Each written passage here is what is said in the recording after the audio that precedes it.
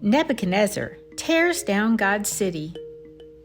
God's city, Jerusalem, was a special city with very strong walls surrounding it. These walls protected the city from its enemies.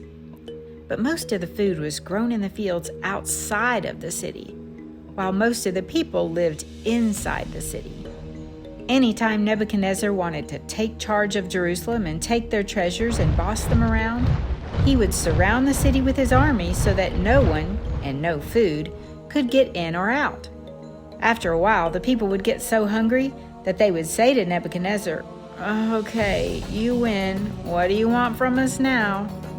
King Nebuchadnezzar had already forced his control over Jerusalem like this 2 times.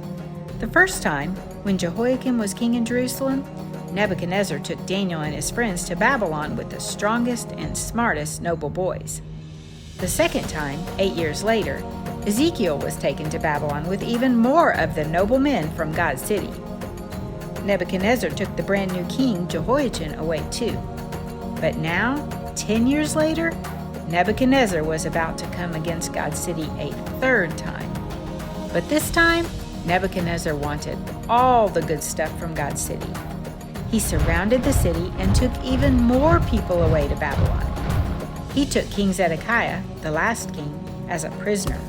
He took the craftsmen and anyone who was really good at their job. He wanted all those people to come work as slaves for him in Babylon. He left only the poorest people. He also took all the people's money and valuable stuff. Worst of all, he took all the rest of God's treasures out of the temple. After Nebuchadnezzar of Babylon took away the people, he destroyed the entire city, just like Isaiah, Jeremiah, and Ezekiel had said would happen long before. The Babylonians destroyed God's temple too, God's house. They smashed it to the ground so that there was nothing left.